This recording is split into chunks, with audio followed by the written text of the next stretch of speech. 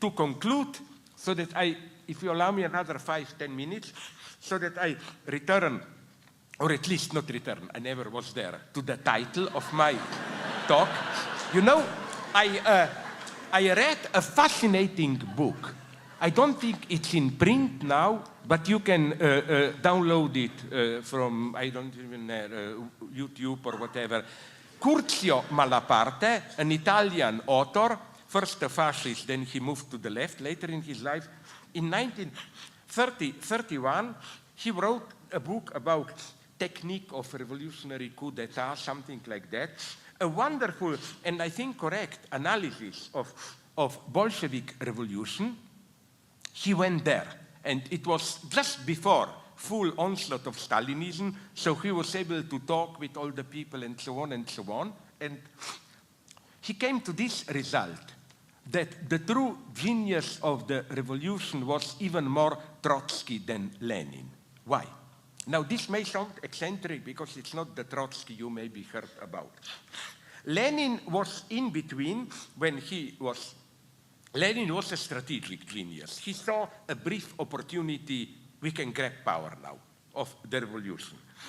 But basically, till Trotsky converted him, Lenin remained a traditional revolutionary. His idea was gather thousands of workers and soldiers, attack parliament, imperial castle, whatever, big centers of power. Trotsky had an absolutely ingenious idea, and he did it. He says, but wait a minute, look at a modern state, how it functions. Forget about all that bullshit, the crowd confronting police and blah, blah. A modern state functions through just some 8, 9, 10 knots, technical centers of power. Railways, post office, phone, electricity, water supply, and so on. Before you play all those revolutionary games, storming parliament or whatever, in a discrete, quick operation, you should take control of this.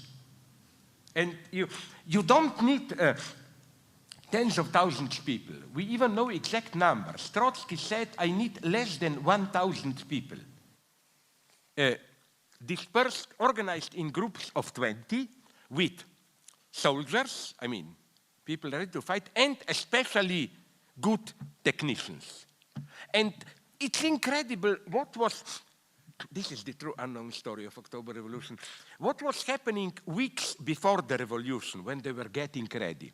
The government, Kerensky, all them, none of them expected this. And this group, for example, every morning in front of the central post office, groups of Bolsheviks came and ran up and down the stairs and so on, and people simply didn't notice it. They thought, are they crazy or whatever? The same for electricity and so on and so on. So in the night before the October Revolution, Trotsky did it. It was over in one night. All these knots of power were under his control, and the game was over. Then all that, you know, storming Winter Palace, blah, blah, that was a comedy. I mean, Kerensky and the army, they knew revolution is coming. It was an incredible event, October Revolution, because they knew and they were still getting ready for the traditional confrontation. Gather the army here, people here to protect the parliament. Trotsky just ignored that, said, who cares about that? Control this and everything else will be thrown into disarray. Why am I mentioning this? You can guess. Because I think that today, the situation is even more like that one. And the name of this machine, it's no longer a railway, this, that. It's simply the digital network. This is why I think today we not only need political organizations, like parties, maybe a new forum. We not only need mass crowd mobilization, we also need, I use with all the danger this implies, this term, narrow, fanatical, highly specialized units. Because everybody knows, especially those in power know it, that our societies function, the life, the everyday exchange of our societies, electricity, water, food supply, everything, is to such an extent mediated through digital networks that the one who controls that controls everything. And those in power are getting ready of it. They're in China and so on, it's clear, but you know, I don't like to mention China too much because we are doing the same thing. We just project it onto China as the evil one and so on. So I think that that's why we need, with all the mistakes he made, people like Julian Assange, WikiLeaks, and all that. The real struggle will take place at this. If we don't somehow regain control over the digital network, those in power will still have the possibility to block, to sabotage any kind of public disorder and so on and so on.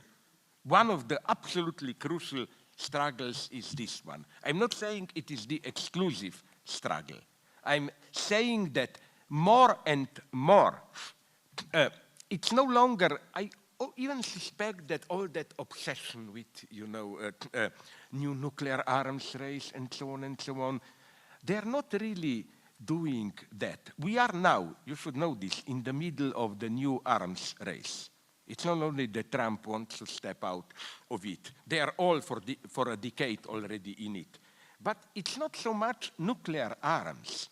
It's they're obsessed with new supercomputers, digital control, and so on and so on. And so, again, they know that, those in power know that even if you have a big mass upheaval, if you suspend, if you sabotage, block the digital network, people are isolated, you can block it. So we have to prepare also for the struggle at this level.